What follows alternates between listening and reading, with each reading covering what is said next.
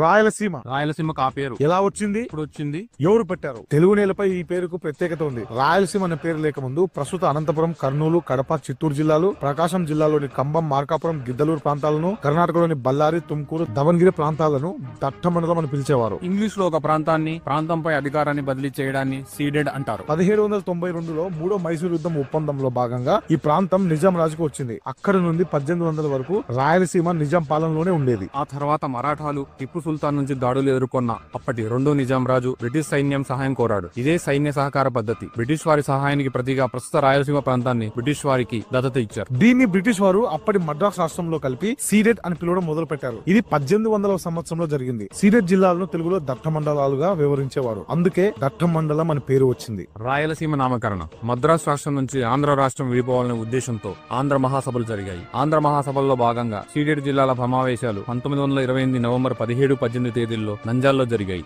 Ceded లేదా దట్ట మండలం అన్న పదాలు బానిసత్వాన్ని సూచిస్తూ అవమానకరంగా ఉందన్న ఉద్దేశంతో దీన్ని మార్చాలన్న ప్రతిపాదనలు ఆ సమావేశంలో వచ్చాయి. అనంతపురం జిల్లాకు చెందిన చిలుకూరి నారాయణరావు సీడెడ్ బదులు రాయలసీమ అనే పేరుని వాడాలని ప్రతిపాదన చేశారు. బళ్ళారి, అనంతపురం, కడప, చిత్తూరు, కర్నూలు ప్రాంతాలను రాయలసీమగా పిలవాలని ఆ సభల్లో తీర్మానించారు. వాస్తవానికి రాయలసీమకు ఈ పేరు పెట్టింది స్వతంత్ర సమరయోధుడు గాడిచెర్ల హరిసర్వోత్తమరావు అనుకునేవారు. కానీ 1928 నవంబర్ 17-18 తేదీల్లో ఆంధ్ర మహాసభల్లో భాగంగా దత్తమండలం సమావేశాలు కూడా జరిగాయి. కడప కోటిరెడ్డి దానికి అధ్యక్షులు. చిలుకూరు నారాయణరావు కూడా అందులో ఉన్నారు. పప్పురి రామాచార్యులు ఆ తీర్మానాన్ని ఆమోదింపజేశారు. 1946 జనవరి 3వ తేదీన రాయలసీమ భాష సంపద పేరుతో తాను చేసిన రేడియో ప్రసంగంలో ఈ విషయాన్ని వివరించిన నారాయణరావు రాయలసీమకు ఆ పేరు పెట్టినందుకు గర్విస్తున్నట్లు చెప్పారు. 16-17 శతాబ్దాల్లో వాడుకలో రాయలసీమ అనే పదం ఉంది. అందుబాటులో ఉన్న సమాచారం ప్రకారం 16-17 శతాబ్దాల్లో రాయలసీమ అనే పదం మొదట వినిపించింది. మట్లి సంస్థానం కాలంలో రాసిన అభిషిక్త రాఘవం అనే గ్రంథంలో రాయలసీమ అనే పదం ఉంది. తెలుగు సాహిత్యంలో రాయలసీమ పదం కనిపించింది అదే మొదలు. మట్లి సంస్థానం రాజధాని ప్రస్తుత కడప జిల్లా